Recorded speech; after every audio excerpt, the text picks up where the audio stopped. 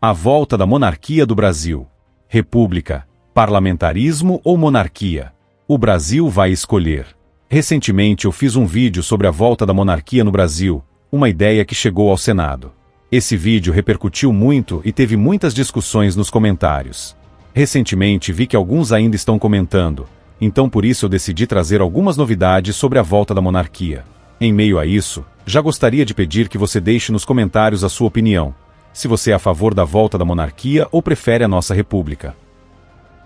A única coisa que achei foi que a previsão para análise de pedido de um novo plebiscito para 2026 visando dar ao povo a escolha entre os regimes, parlamentarismo, república e monarquia.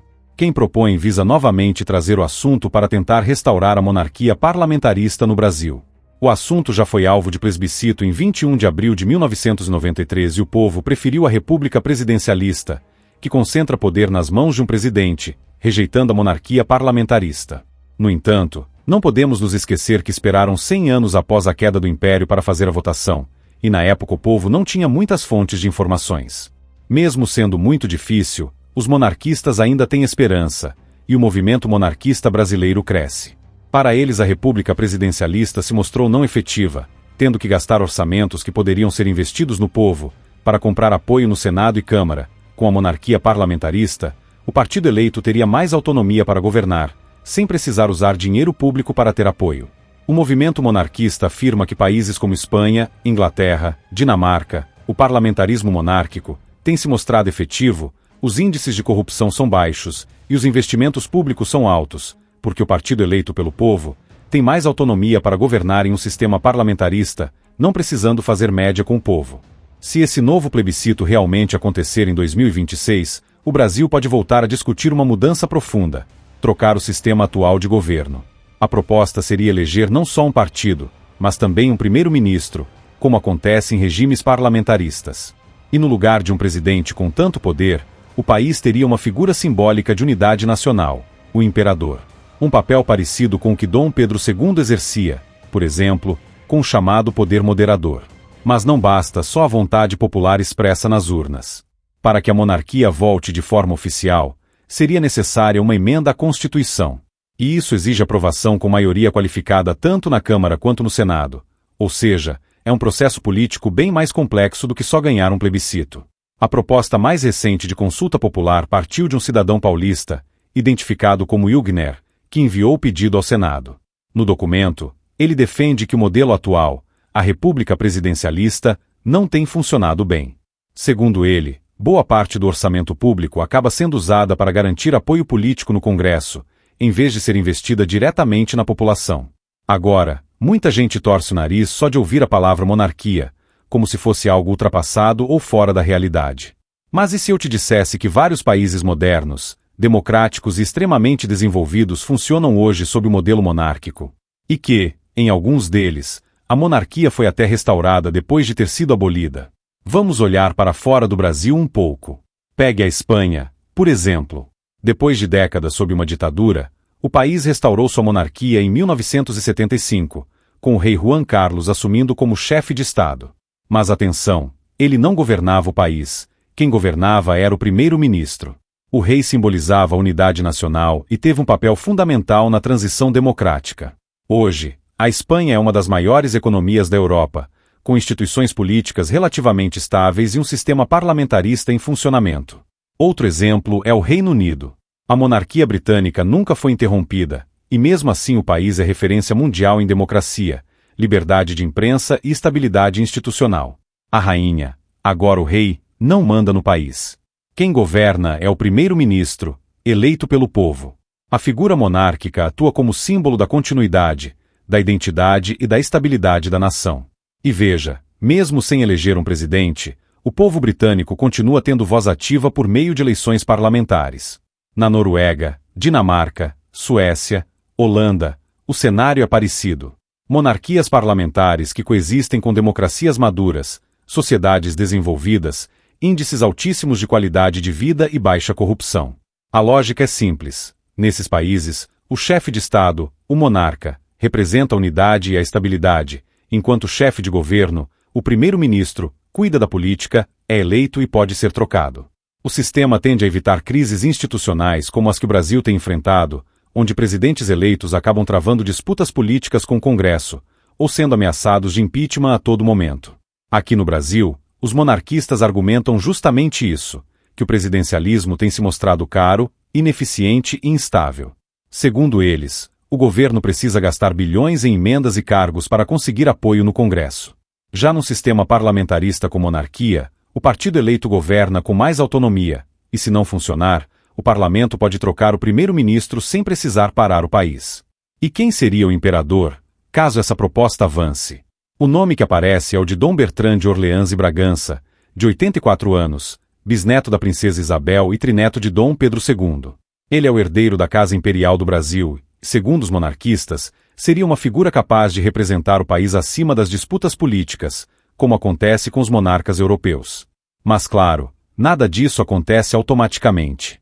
Mesmo que o plebiscito seja aprovado e a população escolha mudar o sistema de governo, ainda seria preciso aprovar uma emenda constitucional, o que exige apoio de 3/5 da Câmara e do Senado.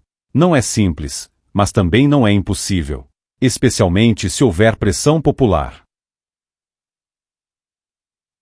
Então, a pergunta que fica é: será que vale a pena olhar para trás e resgatar algo que funcionou no passado? Ou melhor, será que vale a pena olhar para o que já deu certo lá fora e pensar se pode funcionar aqui também? Talvez o Brasil esteja mesmo precisando de estabilidade, identidade, principalmente, uma nova forma de fazer política. E quem sabe, o retorno da monarquia parlamentarista seja uma alternativa que mereça ser ouvida, sem preconceitos, sem apego ao que está aí e com os olhos voltados para o futuro. Mas essa ideia de mudar o sistema de governo, de sair de uma república e ir para um modelo mais centralizado, como a monarquia, não é algo novo. Se a gente olhar para a história, um dos maiores impérios que o mundo já conheceu passou exatamente por isso, o Império Romano. Lá no início, Roma era uma república. Existia o Senado, magistrados eleitos, e toda uma estrutura que, no papel, era democrática, claro, dentro dos limites da época. O povo romano se orgulhava de não ter reis, especialmente depois de terem expulsado o último, Tarquínio, no final do século VI a.C. Por séculos, os romanos acreditaram que a república era o caminho certo. Mas com o tempo, o sistema foi se desgastando. Corrupção, disputas internas, manipulação do Senado, concentração de poder nas mãos de poucos, guerras civis, tudo isso foi minando a estabilidade da República Romana. Os políticos pensavam mais em suas alianças e interesses pessoais do que no bem da população. Até que surge uma figura decisiva, Júlio César. Ele ganhou apoio popular, venceu inimigos políticos e acabou se tornando uma espécie de ditador vitalício. A República já não funcionava. Quando ele foi assassinado, em vez de a República se restaurar, o caos só aumentou. E aí entra em cena Otávio Augusto, o primeiro imperador de Roma. Ele manteve as aparências da República. O Senado continuou existindo, por exemplo, mas o poder real estava concentrado nele. A partir dali, nascia oficialmente o Império Romano. E o que aconteceu? Roma passou por um período de estabilidade, crescimento e paz interna conhecido como Pax Romana. Por mais de 200 anos, o Império viveu sua era de ouro. A administração era mais eficiente, o exército era unificado, as instituições passaram a funcionar melhor. Claro que, com o tempo, o Império também enfrentaria seus próprios problemas e cairia. Mas o ponto é, a transição da República para um sistema mais centralizado aconteceu porque a população, e até mesmo os líderes, perceberam que a antiga estrutura já não dava mais conta da realidade. E por que trazer esse exemplo? Porque, às vezes, a forma de governo precisa evoluir. Precisa acompanhar os tempos, os desafios e as necessidades da sociedade. A monarquia, quando bem estruturada dentro de um sistema parlamentarista e democrático, não significa ditadura ou retrocesso. Em muitos casos, representa justamente uma busca por estabilidade e eficiência, como foi com Roma. E no fim das contas, o que tudo isso nos mostra? Que a história está cheia de exemplos de sistemas que mudaram quando a sociedade chegou ao limite, quando ficou claro que a estrutura existente já não atendia mais às necessidades do povo. Roma fez isso. Diversos países europeus também. E agora, talvez seja nossa vez de, pelo menos, reavaliar. Não se trata de viver no passado, nem de querer reviver um império como ele era no século XIX. A proposta de uma monarquia parlamentarista hoje é moderna, democrática, e já é aplicada com sucesso em diversos países. O povo continua votando, O governo continua sendo fiscalizado, mas a figura do chefe de Estado é neutra, estável e representa a unidade do país, não a polarização. Claro, isso exige reflexão, estudo e, principalmente, a participação popular. Não adianta apenas reclamar do sistema atual se não estamos abertos a pensar em alternativas. Se esse plebiscito realmente acontecer em 2026, a decisão estará nas mãos do povo. E aí, talvez a pergunta mais importante não seja voltar ao passado, mas sim: será que não está na hora de tentar algo diferente para construir um futuro melhor? Pois sabemos que o Brasil precisa de grandes mudanças, não sei dizer qual o melhor caminho, mas devemos estudar e pensar nas melhores oportunidades. Na nossa loja temos camisetas e canecas do Império do Brasil. No comentário fixado também terá o link. Acompanhe lá.